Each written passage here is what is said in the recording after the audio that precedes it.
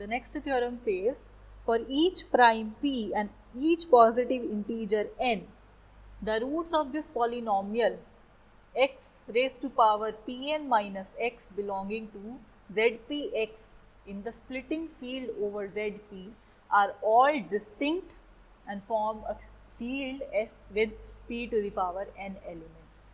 Also, f is the splitting field of p to the power x to the power pn minus x over zp. So what does this say? It says that if you have some polynomial x to the power pn, x to the power p to the power n minus x, and this is some polynomial in zpx. So that means all the coefficients of this field, whatever is the coefficient here and whatever is the coefficient here, they are the elements of this field. And what are the elements of this field? 0 class, 1 class, 2 class up to p minus 1 class. So they are saying for each prime p, whatever are the roots of this polynomial, they would be present in the splitting field of zp. That is all clear. But these roots, they would all be distinct, and the set of all these roots, that would form a field having p to the power n elements. Why p to the power elements? Because here the roots for this particular polynomial, they would be p to the power n.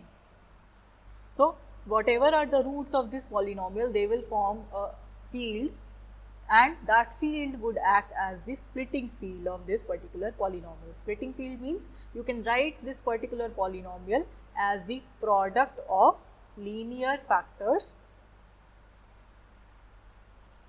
So this is what we mean by splitting field. So let us see its proof. For the proof, we name this polynomial x to the power p to the power n minus x as f of x. So what would be its derivative? Its derivative would be p to the power n would come here in the front, and we would have x to the power p to the power n minus 1. So this whole thing is the power of x, and the derivative of this minus x would be minus 1. So now this quantity won't be equal to 0. Why? Because we have minus 1 here, and this thing is not equal to 1. So because the root f of f dash x, because f dash x is not equal to 0, that means f of x would not have multiple roots.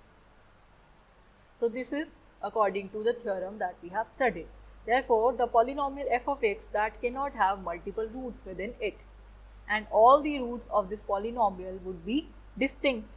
So one part for this theorem is proof that all the roots for this polynomial would be distinct. Now we have to prove that if you consider the set of all these distinct roots, that would form the splitting field of the given polynomial.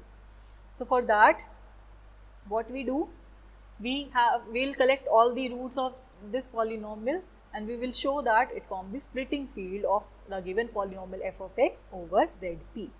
So we have constructed a new set consisting of all the roots of x to the power pn minus x belonging to zpx.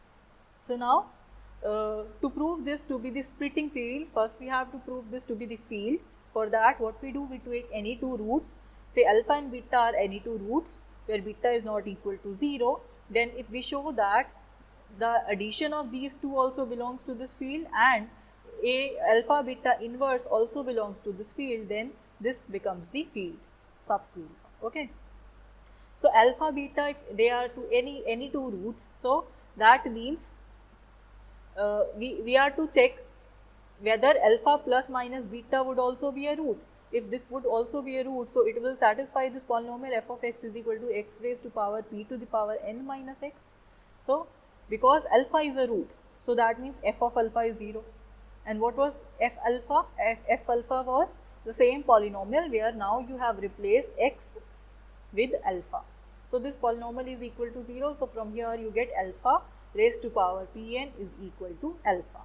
And similarly, because beta is a root, so from here you get beta raised to power pn minus beta is equal to 0. So from here you have beta raised to power pn is equal to beta. So now we wanted to check whether this is equal to this thing or not. So for that we have just assumed we have just taken the power Pn. Now because we are in Zp, so the power could be splitted into these two terms. And what is this term? This term is nothing but alpha, and what is this term? This term is nothing but beta.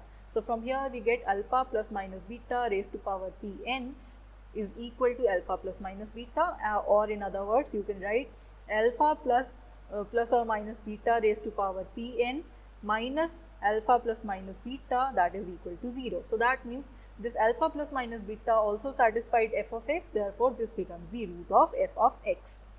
So this is first part. For the second part we will again go for alpha beta inverse raised to power Pn.